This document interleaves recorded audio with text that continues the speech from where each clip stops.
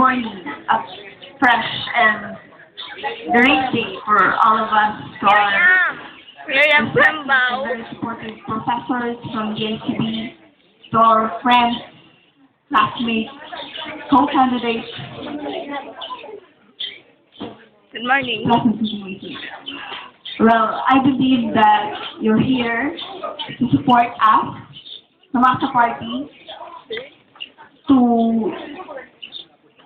you are here because we know that you trust us in this, to handle this big responsibility na aming panghahawakan sa darating na school year. Now, you may ask, who is this person standing in front of you? I am Jocelyn Mendoza de Leon, a second year BSIM student, Block B.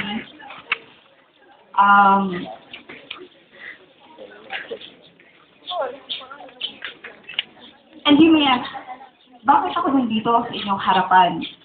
Well, I'm here tumakbo bilang presidente para sa posisyon na ito sa ating challenge dahil alam ko na kailangan ninyo ng isang leader na tatayo at may paglalaban ang kung ano ang nararapat sa ating kolehiyo na kung ano man ang aking magagawa ay pwede kong i-extend ang aking mga kamay para sa inyo. Now, Masa Party stands for Samahan ng Masang Estudyante. Here are my platform. First, alam ko na kulang tayo ng upuan sa third floor, which is the armchairs, and through my governance, I can add more armchairs, additional trash can, kasi nakikita ko na ang mga estudyante ay lagi na lang, o hindi man lagi, hindi lahat ng estudyante ay tumatapon ng basura sa kabi-kabilang gilid ng mga lab rooms at sa mismong IT room. And we need more microphones. This is a product of Women's Club project. And we still need a DVD player para sa symposiums, para sa seminar, general assemblies na gaganapin upang tayo ay magkaroon ng alternative education. And meron tayong pinatawag na sa Masa 5-point agenda. And these are first, efficient and effective governance. Ano po itong efficient and effective governance? Ito po ay ang pagiging sensitive ng isang sama sa na tao ay yung pwede mo siyang konsultahin, very consultative, or you can approach anytime, anywhere, in his vacant time na pwede niyang i-extend ang kanyang tulong. Ang pagiging accountable or being answerable or pagiging responsable sa anumang aksyon na kanyang ginawa at ang pagiging transparent, especially when it comes to the money, pera ng buong estudyante ninyo na panghahawakan ng aming organisasyon. No? Second is alternative education.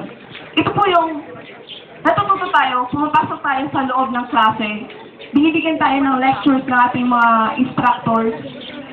Yun ay mga spoon-fed, yes. And bukod dyan, dapat hindi lang tayo doon umaasa. Kailangan natin ng alternative education na tinatawag, which is makakamit through symposium, through general assembly, and seminars, nagaganapin tuwing kung meron tayo ay magbibigay ng tamang panahon para magkaroon noon upang tayo ay magkaroon ng mas maraming kaalaman. Third is promoting unity and camaraderie among CICT students. Okay. Promoting unity and camaraderie among CICT students, well, maa-attain po ito through sport coordinating, through pag sumasali po tayo sa anumang activity na gaganahin sa loob ng ating kolehiyo. So, let's please cooperate.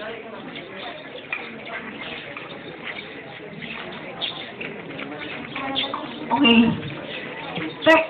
There is still tie up with other sectors. Ito po yung we can ask help from other business or local government.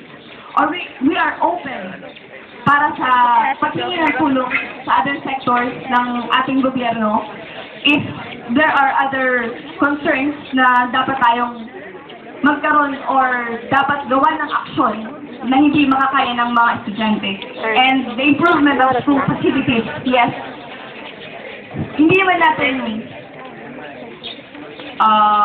ma-maintain, yes. We need to maintain the facilities, kung ano man ang mga gamit na naipoprovide ng ating kolehiyo, yun ay atin na lang dadagdagan at i-maintain through the help of you students.